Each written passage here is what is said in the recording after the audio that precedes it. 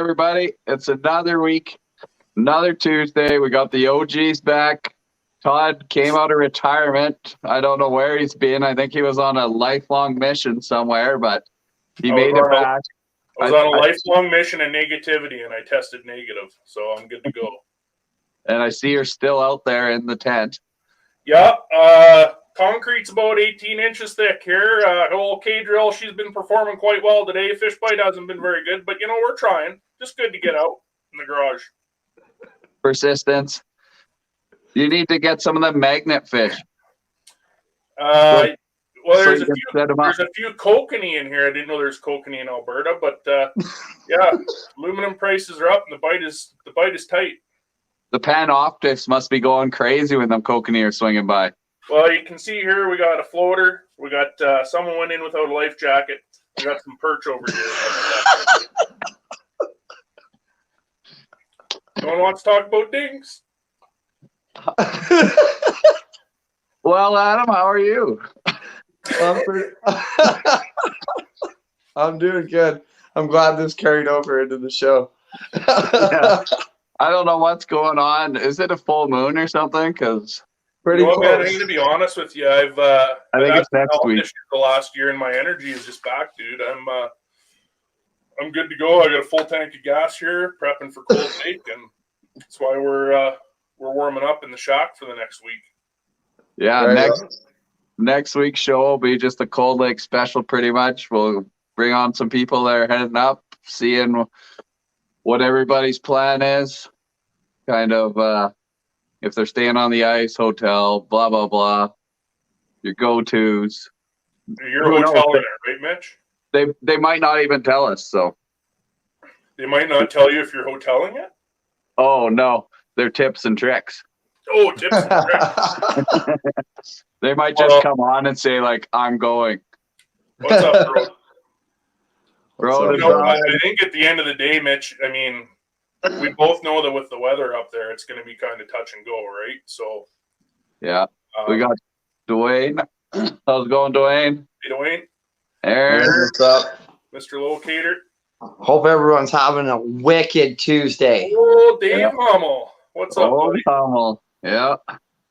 You guys got to be getting pretty stoked for that Cold Lake Derby, eh? That's right away. Adam, I'm going to be honest with you. I'm not looking forward to it, and people think I'm joking, but I said I would not do it this year, and my buddy Xander's rolling out a new company, and we're going testing. So what better way to do it than the Cold Lake Derby? Yeah. There you go. It's going to be crazy. There's going to be a lot of people up there. Great for Cold Lake, like the tourism industry. For sure. It's insane. That's 400 people just registered. Then if they have a friend or family coming up with them, meals every night, hotels or whatever. Like a great thing to do. Like more cities should look into it. One thing's for sure, the bars will be full for 3 or 4 days of Cold Lake experience. I've lived up there. It's a pretty good ways to most of the bars, I think. But yeah. I'd be sleeping on the lake. What are you guys doing? You guys sleeping on the lake? You guys hoteling most of the time, or kind of 50-50? Mitch, hey, Wade. I know what you're doing. Yeah, no, I got a jacuzzi suite. Yeah, we were going that's fancy. That's how you roll up there. Like last year, the pools and hot tubs are closed, so I wasn't taking a chance this year because you fish all day, then you go back, have a good meal, and you want to go sit in a hot tub, and you can't. Yeah, that's not fishing. That's ridiculous. Especially with your diarrhea, right? I mean, you don't want to be doing hot tubs. I don't know what got going on in your belly. Maybe someone had a little too much chili. Yeah, you know what? We were going to. We had a shack rented for 4 days, but we made a bit of a change in plans, and we're set up, man. I'm doing a dry run here with the tent, getting everything set up, and we're going to be camping out for 4 days with water wings. So it should be awesome. How long have you been sleeping in that? Officially or unofficially? Unofficially. I actually have not yet spent a night in here, but if you want me to have a snooze for the last half of the show, can probably make that. People have done worse things during a live show, right, Adam? That might happen. You never know. Yeah, I mean, the big thing for me is that no matter what the weather is going to be like, it's preparedness, right? We're going with a couple of guys that haven't done this before, going through the whole role of be prepared for this, be prepared for that. You guys, especially more than anyone, know what that's like. You've probably both spent 100 times more time on the ice overnight than I have.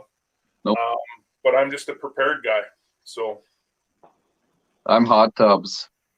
The thing, yeah, like you say, Todd, that's a big thing is being prepared, and like not only just like for yourself, but I mean, if you're going with guys that are going for their first time, you got to kind of be aware of that too. yeah, You're gonna and I mean, forget things. the biggest thing is as you guys know, with the preparedness you go on for these trips, my number one frustration with Cold Lake in particular is that, you know, you spend more time packing up and gearing up and tearing down than you do fishing on some days. And so the most important part for me is that being able to just be on the ice, you're ready to go. As much as I love the hotel experience, Cold Lake's synonymous as many parts of Alberta for car theft and carjackings. Hey, quads too. We lost a couple quads once. Couple quads, yeah. I mean, you're stuck packing, unpacking, repacking, unpacking 4 or 5 times a day, and that's tough. That's real tough. What's up, Greg? Yeah. Yeah. And like getting on the lake, like with these warm temperatures, we're gonna have that flood water. There's gotta be like we got a week of above zero, like way above zero. Not even like 7s and 9s. So we're gonna accumulate some good flood water. Those heaves, where those heaves are, that water's just gonna puddle out there. Yeah, I mean, I've been talking to Greg the last couple days about this, and you know, I mean, they got rained out yesterday. Right? Yeah. And then you look at what we're dealing with snowpack and everything else up there. You know, there's a whole nother level of preparedness. If a guy's sleeping on the ice for 4 days, you better make sure you got your ground tarps down, because it's gonna be floodwater central if you're not careful. Bring some pallets and some plywood. That's actually a good idea. We're bringing the dump trailer up, so maybe we will. Just stay in the dump trailer. I mean, yeah, we could probably arrange it, but I'll pass. I got a nice little setup here in the cave. What do you guys do? Like when you head out on the lake, you can see that floodwater. It's that darker snow. If it's below the snow, you can see those patches where it's kind of like you can see that darkness, and the snow kind of looks like it's dipping. So you always try to avoid it. But if you can't avoid it, like and you have to fish in it, what are some tips you can tell people to make it much more enjoyable instead of sitting there with rubber boots and you think it's springtime? That's a tough one, because like when you're sitting in that stuff, eventually it's all going to get packed down, and eventually it's going to get soupy over 4 days. So you're going to have to move in between that time. But the biggest thing with floodwater is when you got a bunch of snow and stuff like that, is like don't try to shovel it off, because when you shovel it off, you're just going to basically create a lake. And a lot of people, like, I mean, I tend to like to shovel off where I'm going to set my shack, right, and set it up for the night, make it all nice and smooth, and set my floor down. But when you're dealing with floodwater, that doesn't really work out so well. I just use a rubber, I think they're just like styrofoam clip together pieces. You buy them at Canadian Tire, put them down, and that way walking on it, you pack the snow down a little bit, and it helps. I mean, it's not going to be good. Like I say, you're probably going to have to move daily, really, with when you're on a lot of it. But luckily for me, down here in southern Alberta, all I got to watch out for is the lakes on top of the ice, because there is no snow down here. Yeah, it's crazy now. Yeah. Yeah, I was out this weekend, and there's probably 4 inches of water on top of the ice in most spots. So basically, what I look for is just a high spot to fish off of. and that's not even, like you said, you've got no snow. That's just general floodwater. That's not snow-based floodwater, which is brutal. Right. No So, like, either. I mean, ideally, if you're going to set up your shack and you're going to be sleeping, don't set it up there. I mean, move it off there, and then so that it's set up elsewhere, and then just go fish that flood water on foot. Yeah. That's my opinion anyway. Anyways, have a good set of bibs, good set of boots, and Yeah, go bring out and fish it on your own, but try to camp away from it. Just like it's going to be a lot more comfortable. And even at that point, when you got a ton of snow and there is the chance for floodwater, still don't shovel. Yeah. Just sit up on top of the snow. Pallets are pretty much free. High People spot bring is the pallets. struggle down south. I got like my shack's like an 8x12, so I gotta like kind of like just set it perfectly on these snowbanks so I don't get flooded out.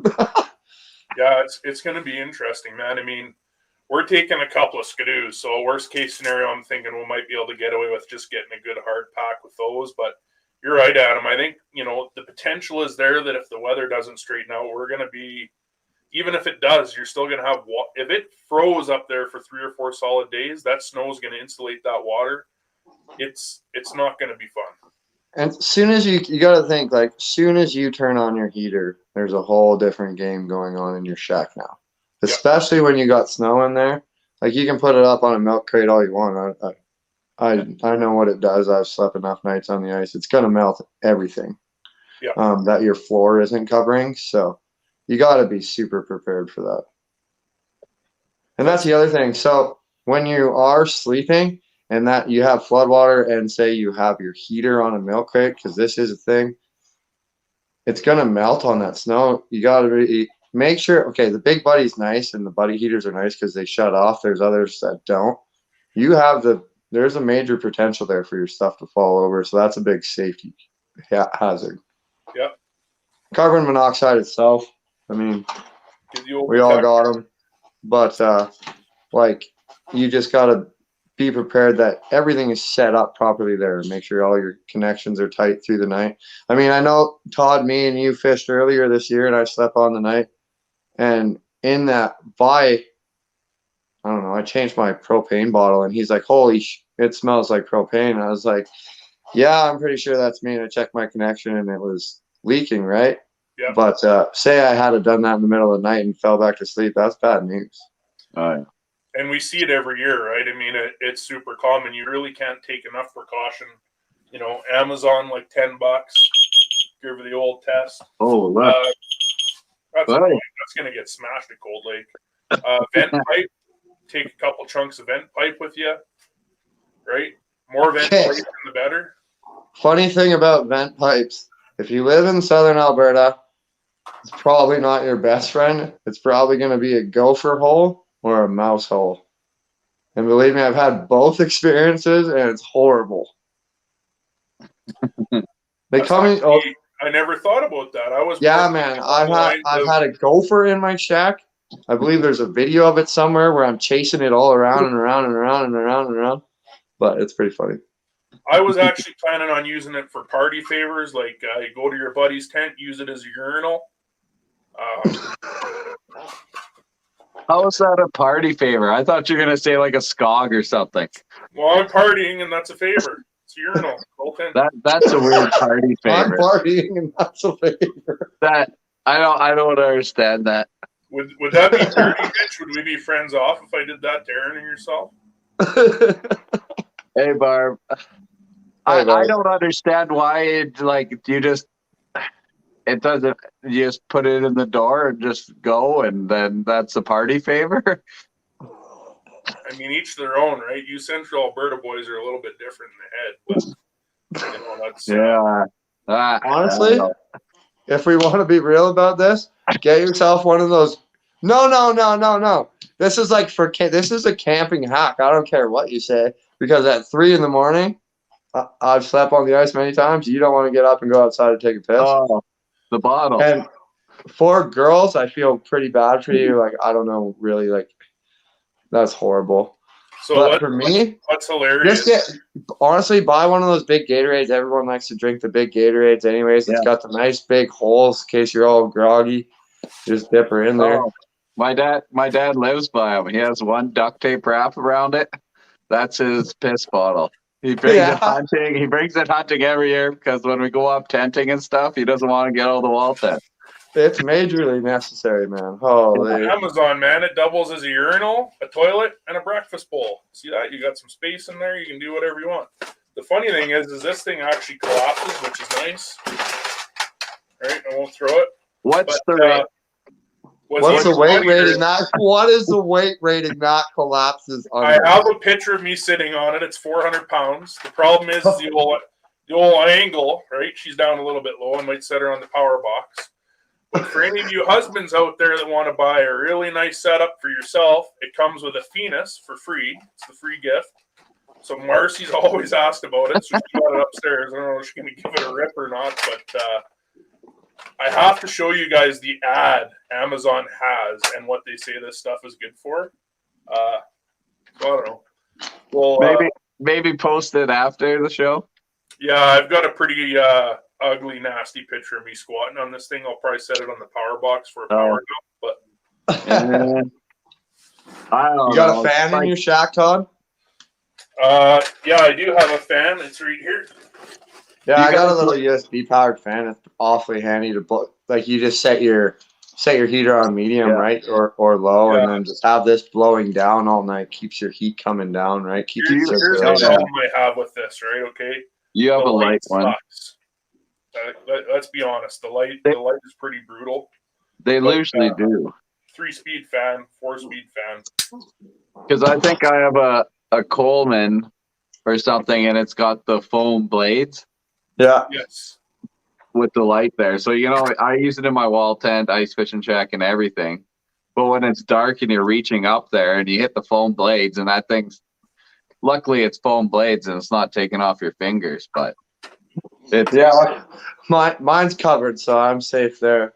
I use these newer lights for sitting in my shack. I put a couple of these up. They last like probably 8 hours on a full charge. Like they last a real long time. I saw a real good, I think it's 3 light bars. I think it's Hog Outdoors. And you attach them to your power pack. So you have 3 different LEDs. And from what I've seen in the reviews, the pricing's good and the lighting's like beautiful film quality by the looks of it.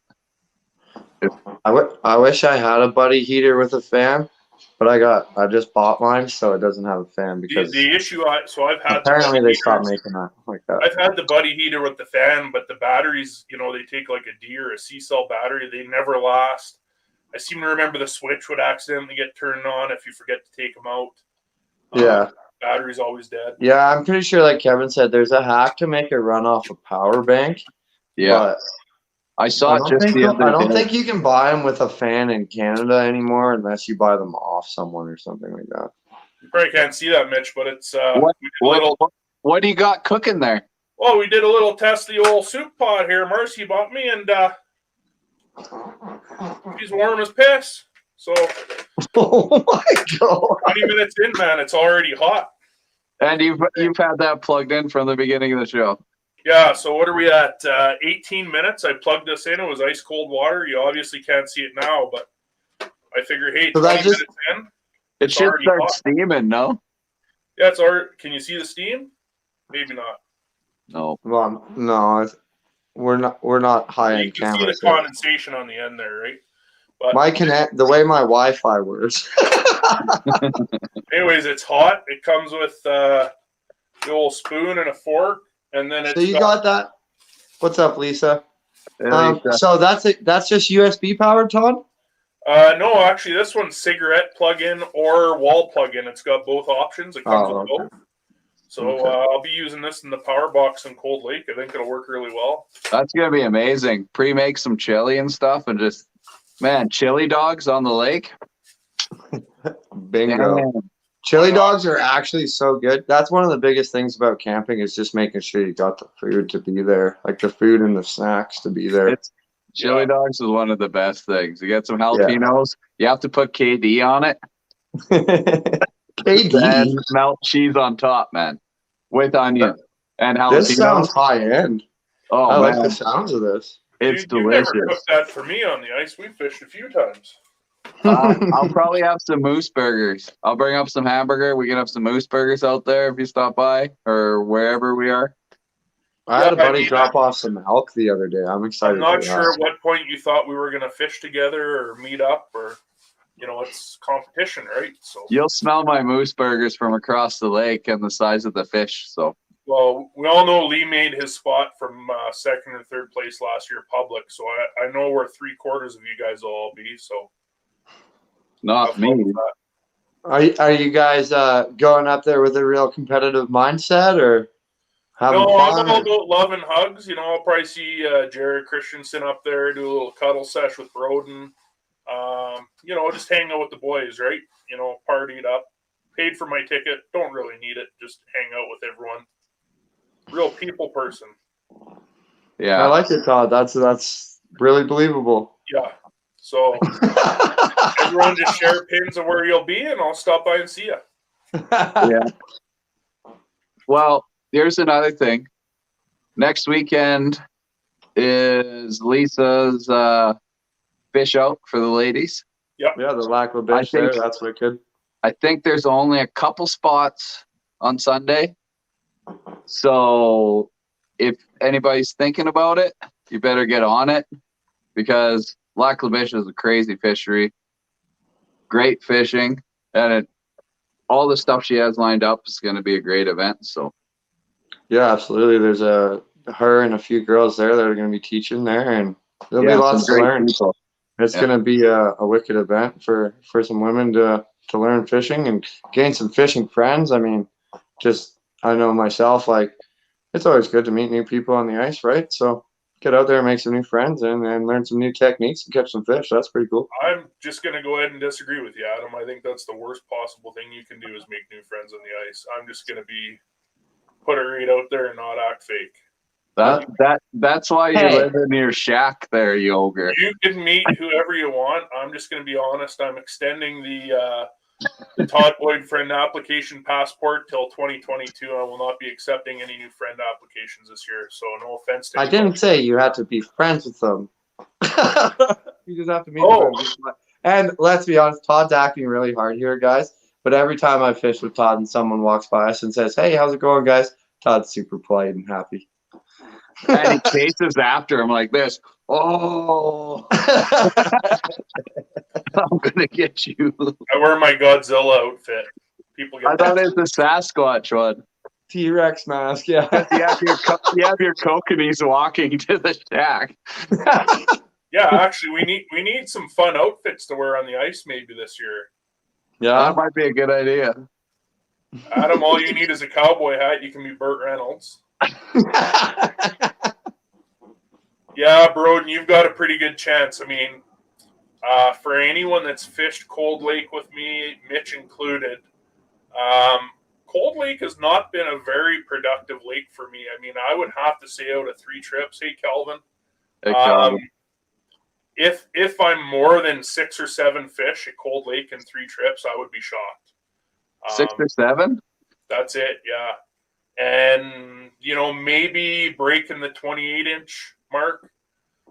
So that's why I'm really excited about this year. We've already pre-fished it. Xander set up my Panoptics for me. And it pre-fished really well. Obviously, that's a month difference. But, we topped out. His top fish is 36 inches. So, that's a pretty good shot at first this year, providing he's still there frozen in the ice and we can revive him. Yeah, no, that's a big fish. That's a tournament winner easy. Yeah. I think, and that's crazy. 36 is a tournament winner easy? Holy. Anyways, I think, like, big time, like, grinding it out 4 days is the way to go if you want to be, like, super serious about trying to win. I think grinding out 4 days in a row. Now, are you guys planning on, like, and you tell me to shut up at any time, but are you planning to leave and run and gun at any point, or are you just hunkering down for 4 days? It's going to really depend on what the ice pack is like as far as flood water and stuff. Like I said, we have access to sleds. We partnered up, bought a sled this year with Dube Tubes. So, I mean, we've got all the product and supplies that we need to be able to run. It's kind of, they helped us out pretty big that way, which is good. If the weather is going to be nice. So if the bite, during the day we want to go hunt in the afternoon, I think the opportunity's there. When is it? I heard it was pretty freaking. Last weekend was pretty hard moving. From some When is the people. tournament? Next weekend. That's not this one. That's next one. Yeah, Next that would be next is usually after this. So Okay. there's That's this interesting. weekend. And It's then interesting the way that you read the calendar. Yeah. No, but It's The way you supposed to guys be. talk about it makes me kind of want to fish it, but at the same time, it doesn't. If that makes Yeah. sense. I mean, I know you and I've talked quite a bit, Adam, about you coming up, but you've got a lot more. I don't believe that's a true thing. I think we've been talking about fishing Lakers in other places a lot. Yes. I think we've talked about the fact that I think that 36 as a tournament winner is crazy. No, 36 is an easy winner. That fishery needs help, man. Yeah. Oh, it does. If I have anything to say about Cold Lake is like it's a beautiful place. There's some great fish to be caught, but they Is it really about the need fact that the big fish are just that much smarter? I mean, I know for a fact there's larger fish. No, it's not. No, it's not. 100% it's not. Look at 100% it's not. Because people the go Geeks to did last year. The Geeks only pulled in would have just classed out Lee. And I know they've been out, Wesley's been out, and they've been going hard before the tournament here. yeah, but we and don't know where they are. Don't get me wrong, like those guys are great fishermen. There's great fishermen that we don't know their names of. Like there's tons of great anglers out there. Locals will But smash I people. just don't think that 40 class of fish really exists there very much. Not I very think much. No. obviously there has to be some. I think the idea that they're all down in 110, 120 feet is completely wrong. I But think you got to ditch dig them. I don't think they're deep. I think they're probably just cruising 60, 40 to 60 feet, somewhere in there. That's where all the bait is. That's where they're going to get really big, in my opinion. There's still a ton of bait in 130. Your whole bottom of your flasher's lit up. Yeah, but I don't know. I don't really know much about fishing. Oh, one thing's for sure. After next weekend, we'll know, won't we? Yeah, and like I kind of want to come there and be like, drop me off and I'll walk around for 4 days straight and see if I can catch some fish. Like, what is going on? You're going for a walkabout? Yeah. No, and like I just really would love to see Alberta with some because it's not the class of anglers, it's the classes of there's not that many big fish in there because look at it this way. Everybody says Newell is the easiest lake to catch a big fish and like a big pike in the world. Like you fluke them if you go to the draws like everybody else does, sure. Like just open up your mind and do other things and like it could be there. Like there should be that fishery there. Like that should produce 40-inch class fish on flukes all the time. Yeah. Like almost every weekend. We can go to Sylvan. There's so many people on Cold Lake, man. There's so many people on Cold Lake. It's a big, deep lake, but it's just if we manage it a little better. Yeah. The management's just not there. Well, absolutely, because like especially if you're saying like it's stacked full of bait, well then those fish should be getting huge quick. But as soon as they get to what is it like 30 inches, they're harvested. Every show, every magazine, you name it. That's all we talk about is how flawed our management system is. But nothing changes, right?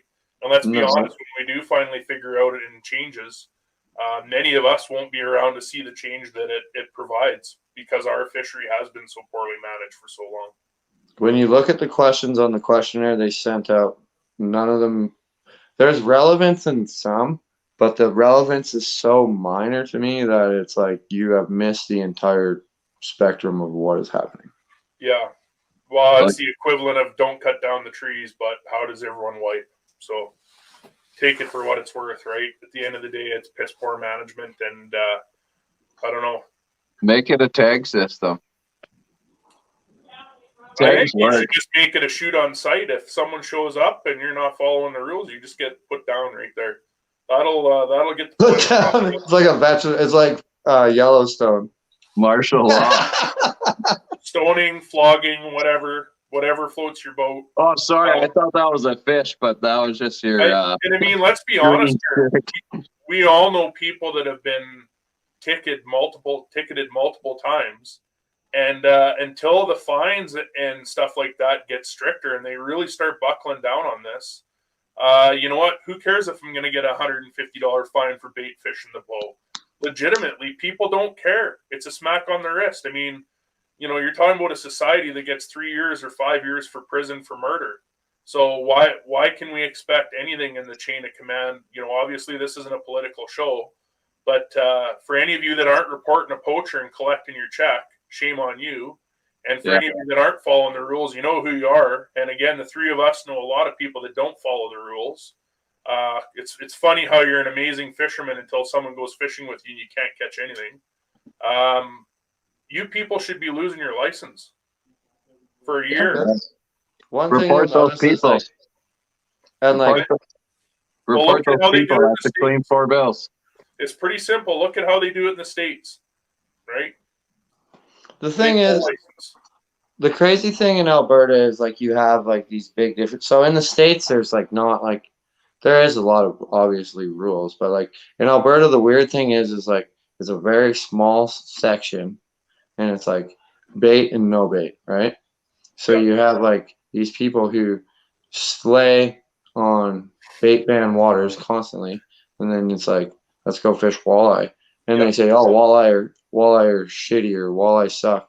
And like I know a lot of people say walleye suck and can hammer walleye, but there's a lot of people who have just no idea what to do when it comes to these other fish. It's like, oh, sure, and like I say, like, oh yeah, you can fluke a 40-inch pike on a tip up all day long. Like, and you know, Adam, it goes back to what you're saying about Cold Lake here. Okay, I'm a huge supporter of what they started up there and supporting charities and stuff like that.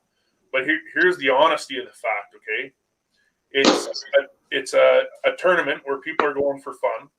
I would say probably on average, 50 to 60% of the anglers don't know how to properly handle a fish, especially when we're fishing at depths like that. Okay, so let's say 200 participants.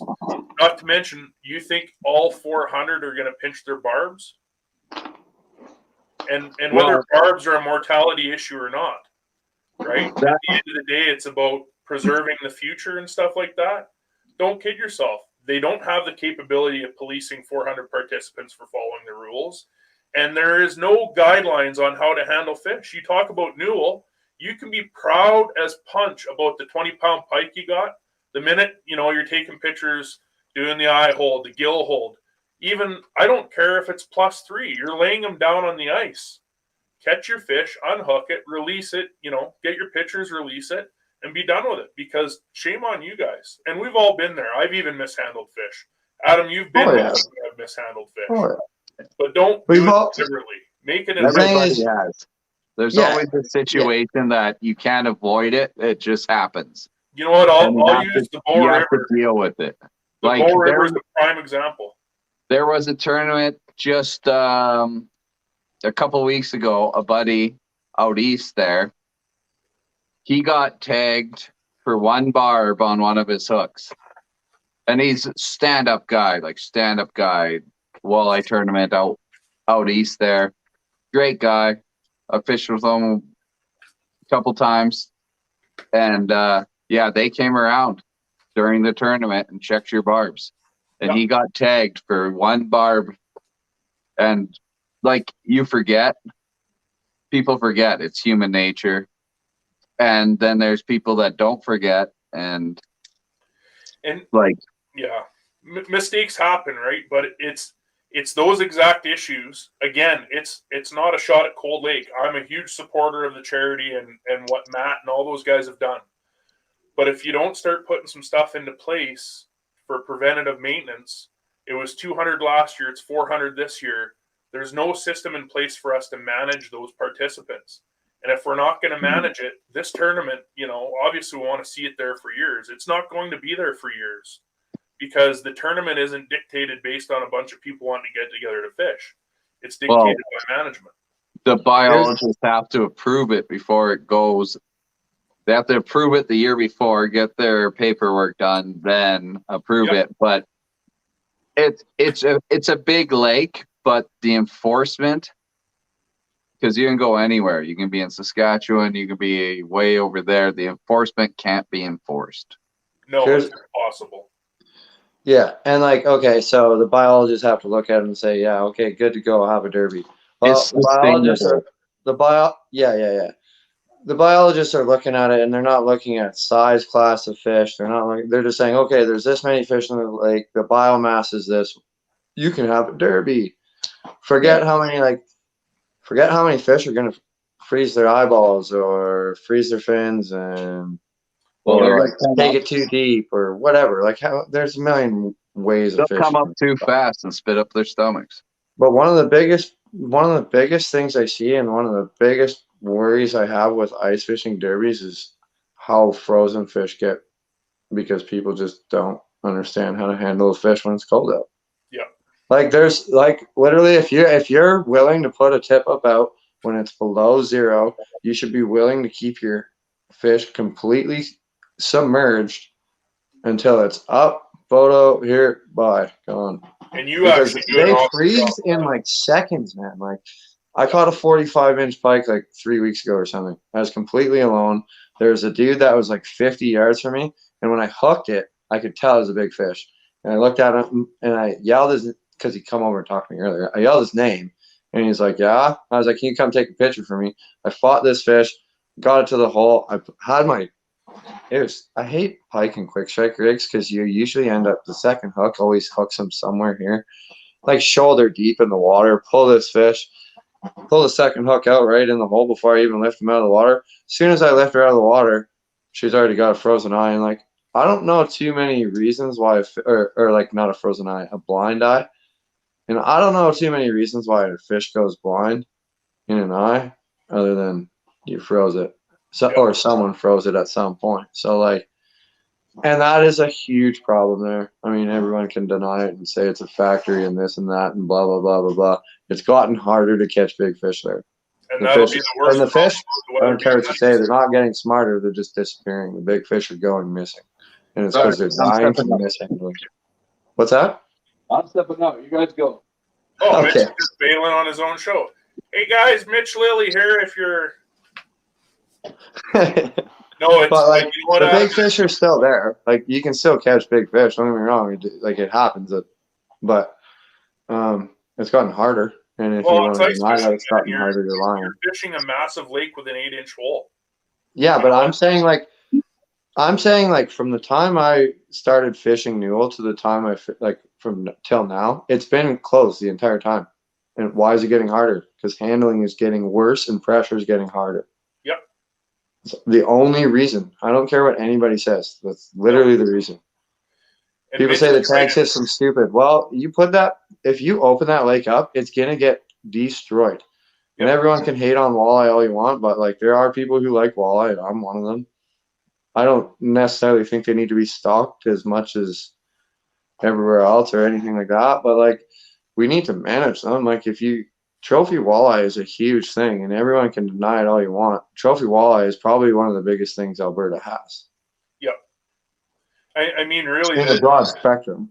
for the Alberta Fisheries has been doing some pretty good different series, usually once or twice a month, presentations on different bodies of water and their plans and stuff. I've been checking out quite a bit of that. I mean, that stuff's great, but you know, the worst part is they're kind of basing a lot of the pre-planning off what all these people say from a feedback point of view. It's good, but you know, we got a body of water in the south now. They're talking about changing the dynamic and the species for the 4th time in 15 years. Yeah, they just have no idea what's going on. Figure it out.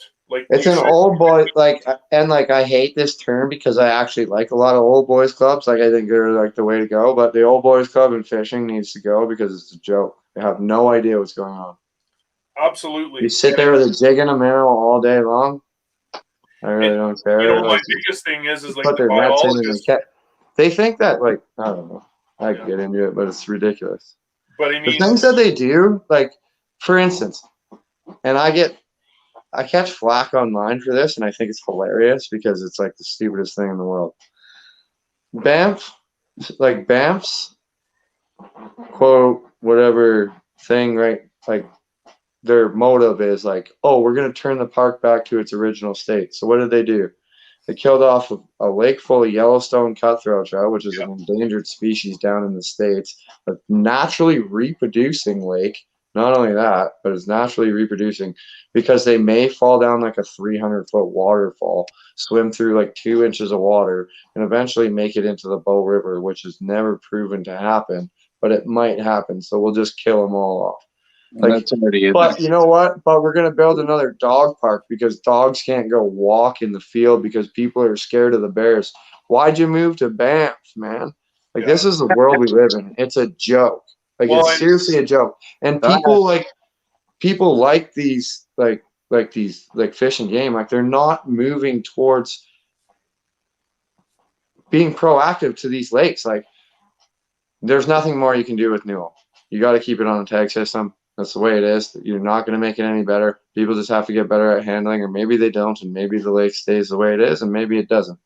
That was But the same. look as at what Sylvan happened with Gulf. Sylvan and Gull. How is that going? Yeah, You want exact that same to thing. happen to Newell? Seriously, like, if you want that to happen to Newell, pull your head out of your butt because it's Like, ridiculous. They It's open going to it. happen if they open it, and they No don't talk size- about that because it'd be stupid. But No size limit on Sylvan. how dumb is that? The water turned red. Like, what? Yeah, man. And then they just stocked it again.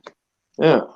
And that's what, like, and like, okay, this is another thing that I've talked about before. Your harvest limit is completely, like, different from what you're allowed to have in your freezer. Like, everyone needs to stop. Like, you can't just load the freezer full of fish.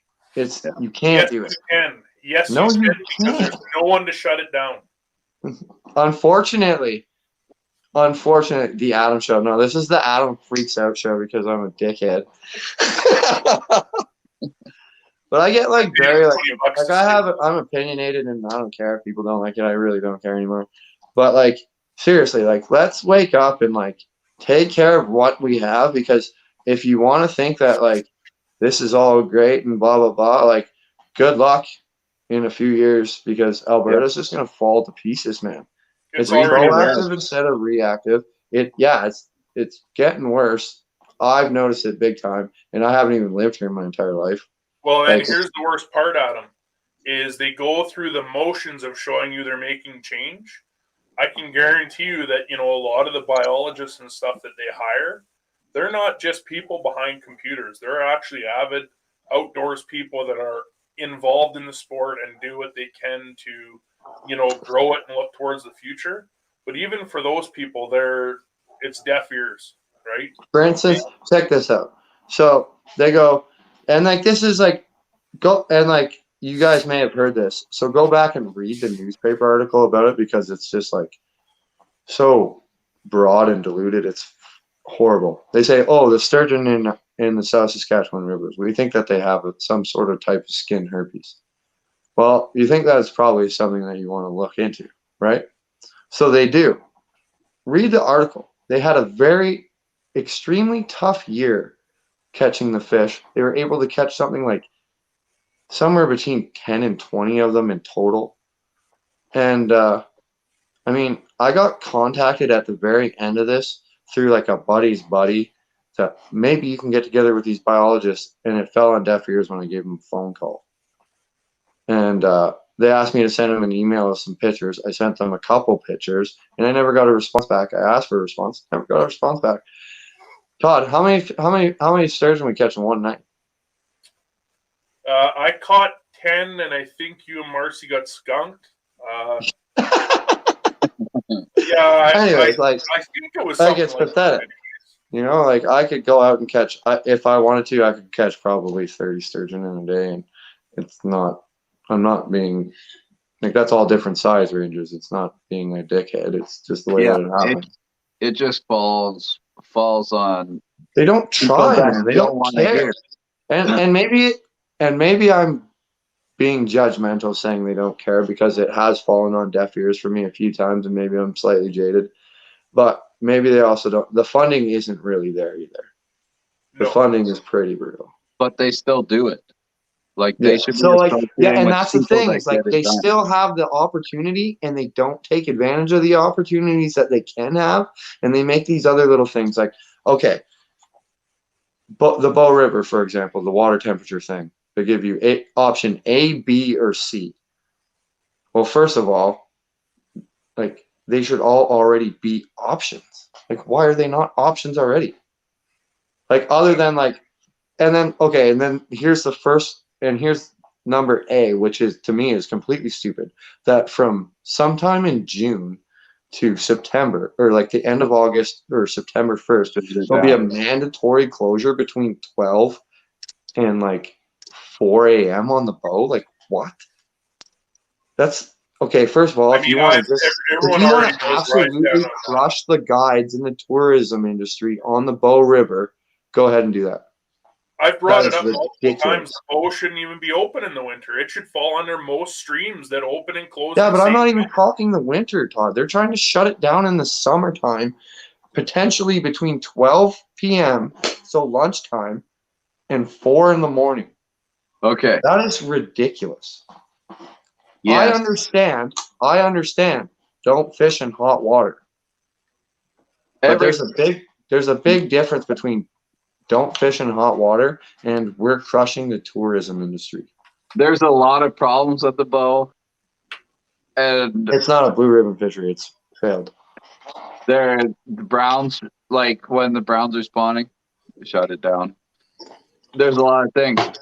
They can't even figure out how to shut down main bull trout spawning streams, and it's ridiculous. That's for another show. That sounds like a springtime show, Adam. Here's what Let's shut down. Let's shut down rainbows. The very last point. Rainbows. It's very simple. Good idea. You've got a million people with a voice, and you don't have one solid group or individual, and that's the problem. Yeah, but no. Okay, you do though, Todd. You do. You have Trout Unlimited. You have Sea-Paws. You have all these groups that are absolutely like, no joke, they're failing. Sea-Paws is a failure. Yeah, look at Calgary Fish and Game Association. I mean, take like those. That's the thing. Is like there are these people in place. They just suck. Yep. Sorry, be blunt and obvious. How can you leave the Sheep River open during bull trout spawn? Like you see these absolute. If you look at someone catching a 36-inch bull trout and its tail is absolutely destructed and that thing is yellow in Alberta, and you think that's cool, you're a fucking idiot. I'll put it to you like that. I don't care, man. Like that's an endangered fish, a true trophy, and they are constantly pulled off their beds. Those genetics are gone.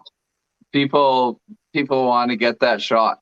That's just the way it is. It's all about people want it. And like, don't get me wrong, pictures are cool. I said, "Oh, the hero shot's dead," and everyone took it the wrong way. They didn't understand it. I talked to a couple people, and they actually understood what I meant by it. It's not the hero shot's dead. The hero shot's great, man. I love seeing people smiling, holding big fish. But like, keep your fish wet. Do it at times when it's necessary. Do it with a fish that is actually worth like unless you're a new angler. Do it with a fish that's like worthy of it, man. Because that's why it's called a hero shot. Because you're picking up a fish that's like, oh, dude, this is sick. Like It doesn't need to be everything. Like that's all it is. Like you can get super cool shots of smaller fish laying in the water, man. Okay, we got like 12 minutes to talk about winter camping. I ranted. That's okay. It has to be dealt with. Maybe we can do it after the Cold Lake. Let's get into the Bow River. Let's get into some of that stuff because there's a lot of things that have to be addressed with these slopes. I'll bring a bunch of paperwork and it'll be horrible. It'll just be me ranting for an hour. Maybe we could just have the Adam show and me and Tom will just be like. And I apologize to anyone I offend because apparently it offends people, and like I actually don't like offending people. You know what, Adam? At the end of the day, it doesn't matter. Everyone's entitled to their opinion. We're all but I don't like offending people because it hurts people's feelings, and that's sad. Here's an idea. You don't like winter camping. Unfollow me. It's all knowledge. Winter camping. Okay, Todd, what the hell do you got going on in there? What don't I have going on, bud? What are we looking at? Let's look at that power pack. Oh, you want to see the old power box? Yeah, that's what I'm excited about. Okay, well, it's not done, and it's a big piece. I actually got it on right now for lighting in here. We got the old... Look at that unit. Wow. The old fish whipped. The old deep cup power glows. That thing's huge, man. We got light on the side here. There we go. Holy. Both ends. Light coming out of both ends. I like it. Yeah, not bad, eh? That thing's a machine. What are you running in there for a battery? So right now I'm running the 12AH that I got from. I upgraded my Panoptics from the standard battery to the lithium, so I just put that in here. See, I'm not done the inside yet, but she's all lit up. I got my glow cups up top. Obviously, Oh, that's nice. lights. And then I got my USB power, my cigarette lighter here. It's got the gauge in it. It's funny, you know, I mean, I've had a couple people say, why would you make something so big and stupid? But here's the realistic part of it, okay, is that I run a K-drill, right? So there's the inside. I got to finish it up still, all the wires and stuff. My biggest problem with my K-drill is I enjoy fishing outdoors a lot. I mean, obviously, I love being in the shack. But one thing I found this winter was we did a couple of trips where my batteries, I just couldn't keep them warm. So this is going to help keep them nice and warm. You know, I've seen some people even use a cooler, which is a really good idea. But at the end of the day, I just like tinkering with this stuff. Yeah, man, you built some cool contraptions. Yeah, my Markham camera. The other advantage is now it's stackable. I can get more containers for more storage. And as everyone knows, I just like to monkey around with that stuff. So yeah, man, you come up with some cool stuff. Like, Well, let's see that, like that rod holder. Did you make that, or is that something you can buy? No, you can buy these. So actually, Cabela's had these. There's my rods in there. I'll just take those out. This is the clam rod plate. So they fit any hub. All you do is you just unbolt your hub plate, adjust your tie down anchor, and then you just put that in there. They're adjustable. Those are cool. I saw those in your shop. Yeah, like I say, they'll fit any hub. So Mhm. and they just clip on. Remember to unclip them when you go to pack up. So I've got 2 of those in there because, believe it or not, when I actually get a fish, I get all flustered and step on rods. I have broken rods before. And, you know, the reason why I want to be organized is because even if the weather's nice, we're going to be fishing right out of the tent just so that we can make sure the fish are dealt with properly and released without dealing with too much damage. So, Right. Now, are you a cop guy or? cops? No, I'm not a fan of cops. I mean, there's something to be. Oh, you caught. Sorry, my bad. Once you marry one, you'll never like them. I think that's 2. Yeah, so I've got a cot. It is a little bit harder to find a cot that fits, you know, a 380-pound dude. But I did find one on the place that's not local. But, you know, the best thing, Xander got me onto these, which has been awesome. And I know I asked you guys before, but the cot chair, I didn't even know this existed. I mean, you gotta send me. You gotta send me a picture of that because I'm gonna build a knockoff at work tomorrow. Yeah, $80. I don't buy a otter. No. Cabela's. Simple answer. No. I'll even product test it in my shorts. There we go. We'll do the heel. I don't know. I want to buy another shack. Oh, yeah. That looks comfy, man. It's really comfy. It's fat ass approved. So any of you fatties out there, or wives that are chubby chasers, the cot chair. That's where it's at. Does that, I got to does build that one just of those. lock onto your sled? Or how's that locking on? It looks like it just loops back on and catches underneath the grill, or like catches underneath the lip. Yeah, so it just catches under the lip. Aha. Yeah, Folds up, right? I'm building one of them tomorrow at work. That's going down. Because then you got your sled, you can put it inside, then you got all your storage that's out of the water, especially for flood water. Yeah. Then you got your cot chairs just folding out there. Those are gnarly. Where'd you get those I'm again? running a Smitty sled this year, so Yeah. you know, everything's modular, right? We're running sleds. I'm going to make a hitch. The other good thing is this Cabela's fold-up table. I've seen some guys run a fold-up table, but Is that the put together one? yeah, the aluminum one. Yeah, I run one of those too. Right How many rubber legs you got left? You know what? I deliberately do this before every trip, and when I find them, I throw them out. But I think there's a few on the lake we fished on still. There's 4 left, and they're not moving. So, Right on. and then obviously, foam floor, ground tarp, Long shitter, red. which will be fun. I won't post that. Heater, I give up on the flex, man. Yeah, what are you running for a heater? So it's kind of a I Princess don't blame Auto you for giving knockoff. up on this flex. I haven't heard anything good about And I it. only got it because it does have a low oxygen sensor. I saw these on sale at Princess Auto for, I think, $150 this week. And who doesn't like Princess Auto? Yeah, so it's like And 12,000 that's propane? Propane. Your Really? 20-pounder fits right in the back. That's cute, man. It's like a There's wheels fireplace. on it if you want it. You get right in the mood. Turn I on a almost movie. smashed my Flex. Big Buddy should have never created it. They should go bankrupt for designing such a crappy product. I wish What's I had the- just been using this. What's the BTOs on that? I think this one cranked out at used, about like- 18. 18? That's nice. 18 or 20. That's pretty good. I have to double check the stats, but No, it's 18. 18 Yeah, is that's a nice. unit. it's compact though, which is really nice, right? So What are you guys using for lighting at night? Headlamp is super. Oh, yeah. Let's go. hold that thought. Headlamp is like super clutch important for night vision.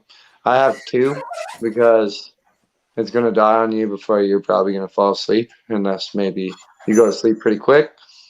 But like when it's getting dark at 6 o'clock already and you need a headlamp in the shack, or a couple minutes before that as it is, you got to have a couple, or just a way to run it charging all the time. So mine are always USB chargeable. So if they both happen to die, I can just run one off USB, like a little power bank. Yeah. But headlamps are super important. Lighting is like, realistically, the biggest thing about like ice camping is everyone's like, oh, well, where do I set up? And like, what do I need for fishing? And like, realistically, like if you're worried about being able to fish for 4 days straight, that's like, realistically, it's the least of your concerns out there. Yeah. This You gotta has- be able to cook. camping. You gotta be able to go to the bathroom. You gotta be able to do all these other things. You gotta be able to withstand wind. So you should probably have ratchet straps on every tie down point on your shack, because you don't want to wake up at 3 a.m. when the winds started going and everything's caved in on you. And Everything's gone, and you're just sitting there in the you're wind. in floodwater and your Panoptix is laying face down and is fried now because you weren't paying attention because you were sleeping. This So headlamp is the best. I know Adam, Marcy give you one. I won't put it on my head, but rechargeable. I'm addicted to this thing. It's got a motion sensor on it, so you can oh, I look like Vanilla Ice. use your hand, right? How does this work? Is This that- camera is that- screws me up. Is that light from Geordi from Star Trek or whatever I that don't guy's watch name Star is? Trek. I don't watch any of that Harry Twatter and the Six Sisters or whatever it is you call it. I'm not into that kind of sci-fi crap. I'm a man. So, anyways, I've never seen it, but you know he's got that visor thing. Oh yeah. the visor thing. Yeah, it's over his eyes. It looks ridiculous. Like But the vaccine? Oh, you're talking about this guy. yeah, that guy, dude. Oh, Captain Kirk, I don't know what happened here, bud. We're Hey, Captain Mitch. Why are we going ice camping? No, you look like not a cap. Yeah, no. I feel bad if Mitch had any children watching. You certainly never will again. Anyways, Did I swear? No, you look like I one of look those like guys. Hulk Hogan, but younger and brighter eyes. No, you look like you have one eye. You don't look like Hulk Hogan at all, man. I don't even know where you're going with that. I try to make myself feel good. You need blonde hair, man. That's why I said younger. Oh, he had blonde hair? He wasn't just old? He was always blonde. you look like a cyclops. That's I what I feel- was trying to I say. feel pretty cool, and I can see you guys pretty good. So, like, I might just adopt this look. Yeah, well, I mean, considering some of the other looks you've had, it's not horrible. Well, I mean, look at my hair right now. Greasy. Aaron Yeah, McCarty. X-Men Scott. I like it. Yeah, X-Men. Mitch knows I like to be embarrassing, and I apologize, but He, I like to be informative. So I I hope said someone that. learned Hey. something today. Right now, Costco, it's like 3 weeks ago, they had 3 of these. You can buy a pack of 3 of these Duracells, 270-degree angle with a front light too. And they're only like $30. 270 front board. Well, you can see 270 degrees around you. That's pretty good. Is that good or? Yeah, it's better Well- than you can see around yourself. I can't see. Yeah, like I was gonna say, like I got like a 10-degree angle that I can see at, so that's really good. Mine's 275. I don't know if that's better than 270, but just throwing that out there. Okay. You have 20/20 vision. 22 vision. 22 vision doesn't look around your corners, but here we gotta go. We have to pick someone that's gonna get on the prize package for this week. So Todd, since you've been MIA for a while, you gotta pick an emoji. You know what? I'm just kind of looking at RoboCop. RoboCop. That was a great movie, man. Let's go with an Multiple emoji. good. You know what? I'm looking at something in the tent here that kind of looks like my general attitude, and it looks like an angry face emoji. Oh, that's an easy one. The red one? It's funny because you can't tell what my eyes are doing right now. What are you giving away, Mitch? But your mustache looks like, what's his name? The Machete? Who plays Machete? Oh, Shit. Danny Trejo? Yeah, that's who you look like right now with that greasy mustache. And Dude, that's like the best compliment I probably ever got in my life. well, he's a machine. Like, Yeah, hands like- down. Danny Trejo? Oh, damn. Yeah. Okay, Aaron got it. Aaron got it. Aaron? Atta boy. As in your wife, Aaron, or locator, Aaron? Aaron. Aaron Locator. got it. Attaboy, Aaron. Is that a monthly thing, Mitch? Remind me. I've been out of the game a little while.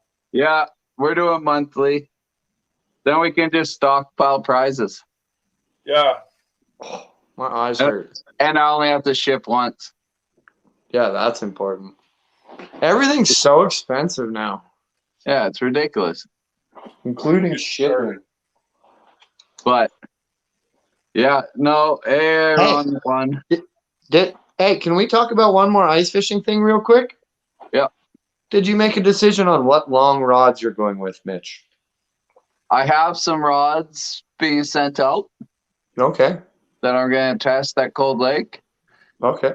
I'm not going to say what they are right now, but I'll Can you give tell my me your length and actions? 40-inch medium heavies. Nice. So That should be good for Lakers, man. That should handle the deal. yeah, no, I'm super pumped to test them out. Not For sure. bringing them up yet. I'm gonna see what happens. Yep. Then I'll give my review once I touch them. So, Absolutely, man. and there's like, yeah, no, we got so much good Laker stuff. Like our boys that Hooked Up Fishing, like Let's check those. they hooked me up with stuff. Like Oh, yeah. Other stuff. I was like, hey, I want. What some are of you these guys stuff. most high? Like, what are you guys going there with it tied on? Because Tied I'm on? a big like. My rod case has got like 8 rods in it when I'm going to a lake. They all have different stuff tied on. Yeah. What are your guys' like maybe like top 2 or like what are you definitely having tied on when you get there? I know Aaron's gonna run a pickle from TC Moto. Okay, Because yeah. Last green year one she there. smashed it. She totally destroyed me. Yeah, I heard green fishes really well there. Like, yeah, the TC Moto pickle, classic. Yeah, hey. Yeah, straight green too. I don't like the green and orange one. I like the straight green. That one's sick. Yeah, it's got the tail and everything, the treble in the rear, so you can attach your bait. And then I flop around because I like to just test new stuff, but Yeah. I love orange. I love green. Yeah. I think these are going to be a smash show, and they're flavored, so they're going to add more. Flavored. Ooh. Yeah. I think That's a good thing. That hooked up, they'll flavor with fish or garlic. Yeah. All Hey. you So do- what? Like. So I have I guess a genuine interest and wonder what is like the shelf life on a tube that's like infused with some actual organic material, because I know that there's a few companies out there and they sell some products that have organic whatever scents or whatever, or like what's the shelf life on something like that once you open that package? Is it gonna rot out pretty quick or not? I don't know. And the like shelf quick life. is like, I don't know, 6 months. Like I know I'll run Berkeley's too, the white Berkeley, Yeah. like 4-inch, a go-to, Yep. and then I'll run just colors underneath them. Yeah, like the hoochies. Yeah. Yeah, it's easy to do. You don't gotta tie a bunch of stuff to your flies and stuff, or to your jig. So it's an easy solution. Those are scented too with glow. Yep. So it's just easy to do. And I ran a lot of stuff from Northlands too, like the skirts, the glow skirts. Yeah. They're sold out this year. Like I tried to get some before going to Cold Lake, because I smashed. I ran the gold skirt and the power bait too in Northern Saskatchewan, just digging deep in some deep holes, and just Northland awesome. stuff is not easy to find at all right now in general. Yeah, I caught my personal best on those, just doing that combo, just giving that extra glow and flash. Yeah. And I think that helps a lot. But I think when you do the double color on a tube, and you can see the fluid in these packages. Yeah. Like you can see it in there. Yeah, that's what makes me concerned at like how long it's gonna last after you take it out of the package and use it once. That's why I think you use it, they smash it. It's gone. She gone. You don't know. Like you don't know on the flavor. I don't know. I and if you're like, and like that, I'm like realistically, like you shouldn't be concerned about the thing being gone, right? Like, I mean, because it's infused or whatever, right? So you don't buy plastics because you plan on them lasting forever, I guess. So I've had tubes sitting in my box for 2 years open that have been used that are still good. So mind you, it doesn't factor in the organic part, but you can still smell it. Like it's like these Dragon Slayers, they fish really well and they glow super well.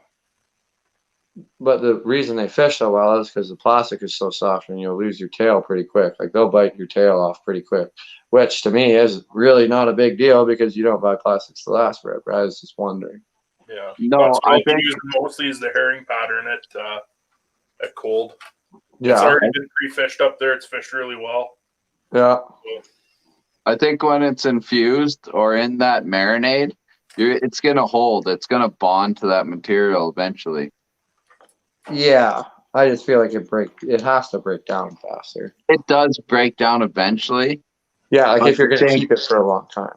But I don't see I don't think you buy hooks for next year. You buy hooks for that trip. Yeah. That's what I mean, especially about plastics. Like you buy them. Yeah, Tubes aren't really like expensive. I mean, for a pack of these, it's cheap as heck. So Right, Yeah, Ryan, you got them in the bag. I've had Take hundreds them of out them. for here and let's see what they do. they don't They'll probably rot. still be fine, but that would be the test. I have tubes open for a couple of years as well. Yeah, but like I'm talking like straight up, like okay, I have tubes that you could leave open for a couple of years too, but I'm talking like the infused ones, like bacon infused and herring infused. And like if they're in the bag, I understand that they can last a long time. That's why they're in a sealed bag. I think you got 2 years. And like I think that it's going farther than I But plan on imagining really going. sounds like you have to set up a laboratory and figure it out, I guess. Yeah, no, I was just wondering, like, do they decompose? And like, is it okay to put it back in your box with other tubes, or like, is it gonna just like ruin I've everything? seen if you don't put it back in the packaging with Berkeley and stuff, Yeah. they'll dehydrate. Yeah. That's what I was And wondering. then I it think that's tightens up, that was my right? question, basically. But you put it back in the tube, it And you're doesn't good to go. dehydrate. So I think it, Yeah. Okay. as long as once you use that, you put it back in that Ziploc or whatever. Like I Yeah. like to put everything back in a Ziploc. If Right. I'm going to use it again, I think you're going to still have that life out of that tube or twister tail or whatever. Yeah. But once you leave it out, it's going to Yeah. dehydrate and take all those flavors out. It's going to, Makes it sense. just shrivels up and you just throw it out. Yeah. For sure. That's what happens. I hate when it shrivels up. Yeah. I wouldn't say they dry I out. would agree. Yeah. I'd say they dry out. Yeah. Okay, yeah. Like that was my question. It's like, does it just Okay. Yeah, I don't know. But yeah, Dragon Slayers are sweet. Are they Basically, right expensive now, too? like I don't know. I'm like you guys are going up to Cold Lake. I'm fishing burbs, spending the night camping. So I'm enjoying the last little bit of camping because honestly, I'm wondering, like is come mid March, we still gonna have ice? Like even early March for March Madness, like what's the ice gonna be like? Because everyone says, oh, there's 2 feet, there's 2 feet, there's 2 feet. Well, 2 feet after 3 weeks, and it's already honeycombed now. We Yeah, all but know I how think- quick that actually goes at the end of the year. So we're looking like down here, we're in trouble, man. Man, I don't think we're in the clear yet, though. We're not gonna keep getting warm weather. There's gonna be Yeah, another do you think blast. we're gonna? Yeah, I'm waiting to see it come up on my weather channel. Believe me, I'm waiting for it to come up. There always is. Mule's only like the big walleye lakes and those big pike lakes. That's the whole reason we chase March Madness, right? Like those all close mid March, man. And right Down now, there, I'm looking at you guys closed early, positive March. temperatures, day and night with high winds for the next 2 weeks. And I don't know if the ice has that left in it. Yeah, you guys closed early March. I don't know what it this year, but you're a week ahead of everybody else, pretty much, Central North. Yeah, we'll see. But there's a lot of good lakes up north too that will. Yeah, I'm just not going way up there. I'm hoping that we still got the ice for the March Madness, man. March Madness is what I look forward to every year on the ice. Like that's my favorite. Spend like 4 nights straight on the ice chasing big walleyes and pike during the day. Like that's a lot of fun. The feed bag. Yeah, man. That's when they're the biggest they're gonna be. I don't care what anyone says. Walleye's like one of the coolest looking fish ever, especially when they're giants. When you get to 30-inch walleye, that thing looks mean. Yeah, no, for sure. Big walleye are really good. 36 plus where Iron Gozing season closes April 15th. 36 plus what? 36 plus Lakers or pike? Those would be beauty. But if it's 36 plus walleye, I want to come. No, it's perch. Perch. I keep telling myself, guys, I'm going to go for perch. I'm going to go for perch. I'm going to go for perch. How do people get the motivation to do this? This is a question I legitimately want to know the question to. Because I can't. I might go this weekend in my central Alberta areas. Yeah, like I think I'm going to go after. I think I might go like Burb.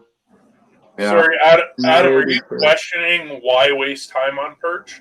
No. Like, I don't think it's wasting time at all because I think they're great tasting and like I think they're like super cool looking. I just like. I don't have like I don't know like I can catch some perch, but I don't know like I don't know where to go find them in the middle of February, but I kind of want to because I want to eat some. Yeah, but crappies. I wish we had crappies in Alberta, man, because back home in Alberta, or in Ontario, they're amazing. Perch are the same as the panfish. Right now is the time to target them. They push into the basins, eh? They don't get. They'll keep eating. All the predator fish are slowing down right now, right? So they're taking the easy stuff. So your smaller bait fish, like your perch, panfish, etc., are putting on the. They're feeding good right now because they don't have that predator that's going to chase them because it's that midwinter lull, right? Yeah. So they're just taking big baits off the bottom. That's the thing is like the fish are active as can be right now, in my opinion. Like from what I'm like, okay, when they're pushed down deep, the pike aren't very going to eat. That's just where they go to sit there and whatever. But it's like you catch a bunch of like tiny little dink walleyes. Like obviously, like dink walleyes will eat whenever kind of thing, which is Yeah. kind of the same as perch, I guess. But Yeah, I mean, I haven't been able to fish very much, and it seems like the dudes are getting on them hot right now. Yeah, like Aaron says, perch bite is hot right now. I've seen some really good ones. Like they look really great. I'll be targeting them in a lake with freshwater shrimp, so I'm just gonna kind of find the shrimp, and then I'll hopefully find the fish. See what happens. But I'm just having trouble. I'm like, I want to go burbot fishing. I want to go burbot fishing. yeah, I get off burbot fishing pretty much as soon as the season closes. I might go one more time just Yeah. to catch some, but See, I've been so busy at work that I finally got to go last weekend, and the wind was brutal, so I didn't go where I wanted to go, which led to dink walleyes. And I ended up with 2 decent walleye, but like it just wasn't what I was looking for at all. So yeah, also no, go find those burbs. They're eating bloodworms in the mud flats right now. Yeah, and that's what I figure. Like they're the freshwater shrimp kind of thing too. Is they'll just be chasing them along the mud flats. So that's what I'm kind of thinking. But like I say, I don't know perch, and there's a lot of information to them, so it's hard to kind of sift through it all and form an opinion. yeah, For me, who just doesn't really like I don't know. I have a lot of things that I like to chase, so like I'm looking forward to brookies right after walleye is over, and it's like burbs are right now, and I'm like, where do I fit perch into this equation? yeah. See, I did my perch stunt or my burp stunt. Now it's perch. Yeah, Then do you go into March Madness? yeah. And that's See, I've all just been probably. so busy. I haven't been able to fish either. Like, Oh, same as me, man. I had COVID for freaking 2 weeks. I don't think I've got that yet, and hopefully, I think I made it all the way through it without it. Yeah, I had to stay home. Yeah, Yeah, it cost me 3 or 4 weeks. Yeah. I yeah, couldn't. it's pretty rough, eh? Well, I it got wasn't. really bad. Yeah, I didn't get it bad. It was like one day you sleeping, then Yeah. the rest of the time was kind of just like a cold, but you couldn't go to work because you sounded sick. You're blowing Yeah, I your mean, nose all I the time, shouldn't make light of it. Obviously, people have had a lot worse, but it was not an enjoyable experience for me. Yeah, it cost me almost, I mean, really, being brutally honest, close to a month to really bounce back. So, Oh. Well, we'll have to go fishing. Like we got to get after it in March Madness. Like we fished March Madness last year, Todd, and I mean that day was all right, but it could have definitely been better. And I'm hoping that we can get after him again this March. it was And hard Mitch, on we got to make a guys. plan too. Yeah, I'm pretty sure we'll get another cold spell, like we Yeah. always do. We always do. Yep. Everyone thinks spring's coming, but it's gonna smash us again. Like It always last year, Cold Lake was minus 38 on the last day. Yeah, but okay, yeah, maybe up north. Yeah, like maybe up north for sure, but like down here, man, like it's looking rough. I am concerned. Yeah, I'm hoping. Sorry, I see you got everybody your big nasty tackle there. I'm gonna stop by your shack this weekend, buddy. Just kidding.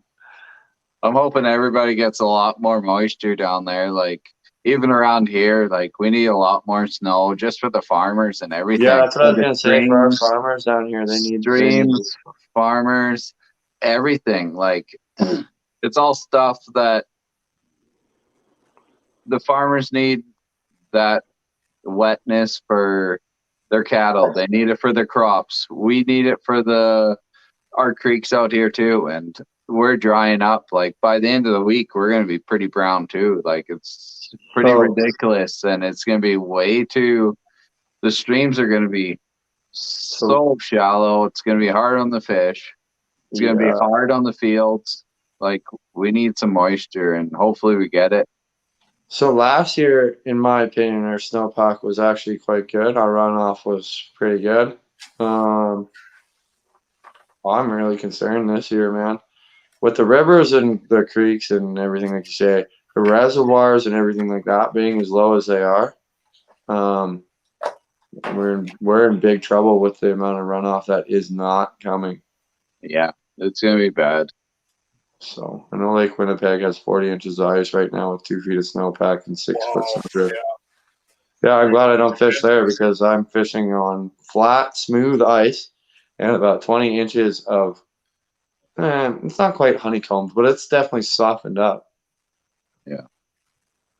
And the wind has been crazy.